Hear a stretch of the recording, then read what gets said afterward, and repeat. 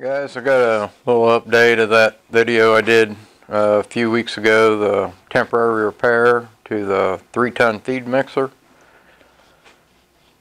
I had some comments, shoulda, coulda, repaired it, fixed it.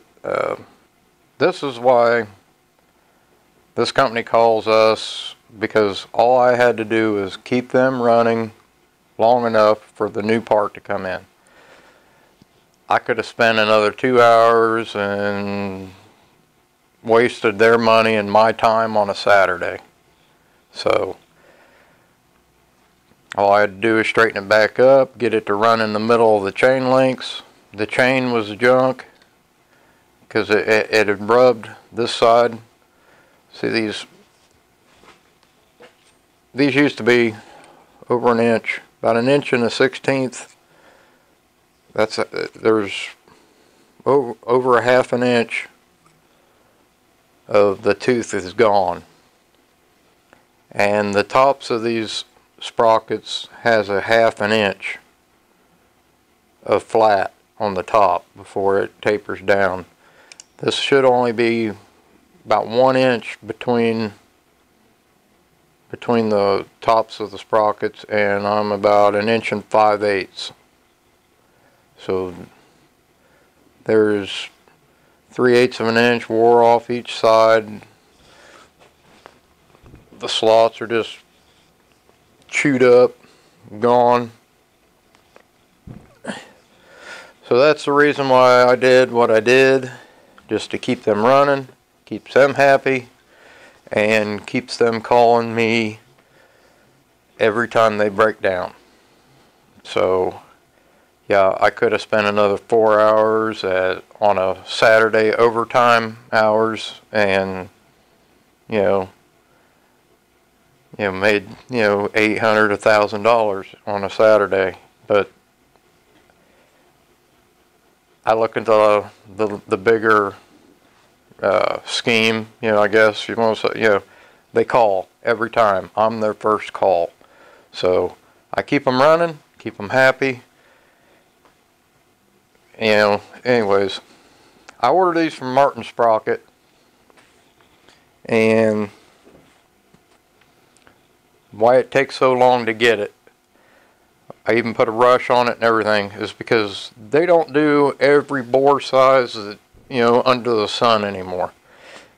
For this size diameter, I think the standard bore is like maybe 2 15/16 is where it starts, and then it goes up from there. So when they make them, or when they have them done, they are one standard size and no key. Otherwise they would have, in this size here, they would have up to maybe 7 sizes of bores, and go from a 3/4 key down to a 5/8 key. So they could have up to 14 of these sprockets on the shelf. They don't do that anymore. They haven't for years.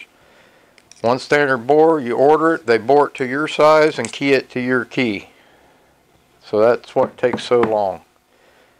So, and Martin Sprocket doesn't do the key. They sub all this out. So they ship it to whoever does it, and then that company ships it to us. So this sprocket took actually almost 5 days to get it, and we could have had it next day. So we ordered 2. This company goes through one of these a year, and both sprockets, the big sprocket will last maybe 3 years, and we change the chain every year. It's supposed to be an oil bath, but they can't maintenance it with the oil bath guard, so they opted to take the guard off and to stay in compliance with OSHA, and anything over 7 foot, honestly, it doesn't have to have a guard. If you can't reach it, it doesn't need to be guarded. So that the bottom of this large sprocket is actually, I think, 7'8" to the bottom of it. So if you can't get to it, it doesn't have to be guarded.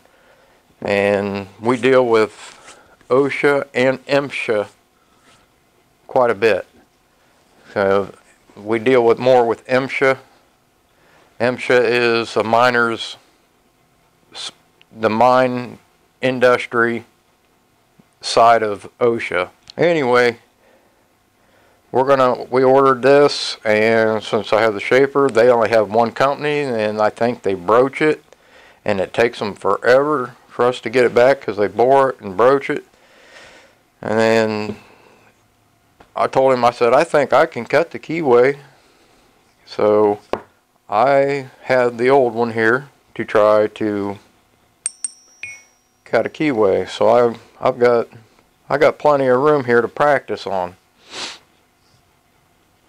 So, you know, and after seeing Adam Booth's video, well, I imagine it's been a few months back now, where he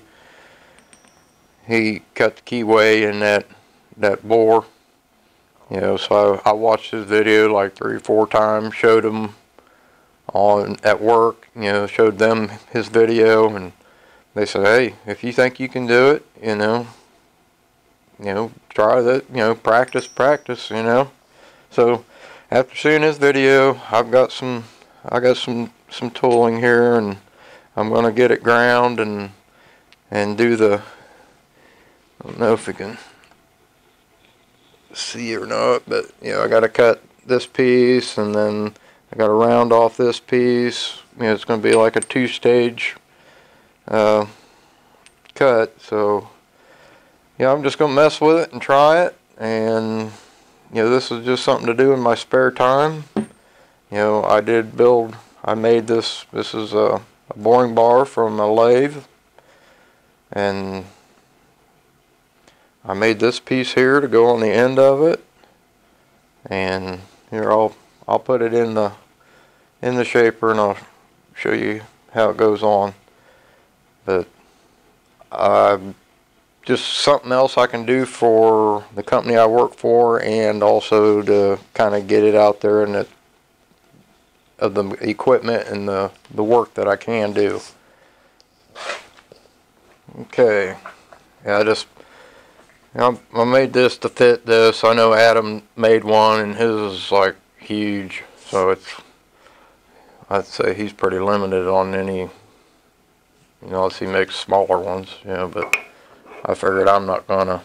I mean, it's got a little wiggle. I think this thing's really not round anymore. I checked it.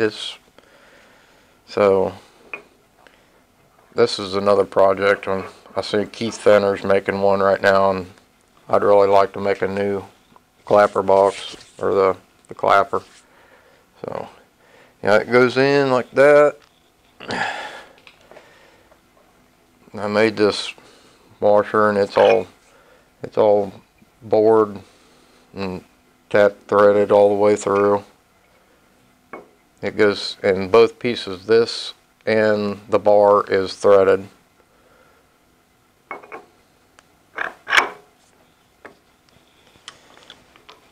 And I had to clearance the head of the bolt, or I guess we call it a screw since there's no nut. It's just 3/8 or a 3/4 head, 1/2-inch bolt.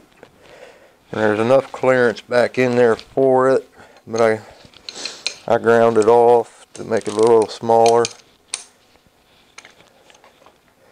All it does is it just sucks it back in there, and I can get it tight enough where I can move it, so I can indicate the tool. So I could actually turn it at about any angle I want. I mean, I've already tried it on a few things in the past. When I built this, I've made this piece, maybe 6 months ago, and I've never really done anything with it. But that's how it goes on. I'll have to turn the vise and set my stroke and all that, and I should be able to chip away at that. You know, I should be able to cut a key with it. You know, and that's just something, you know, I'm going to be doing here. That was the reason for that video. Did what I did, so,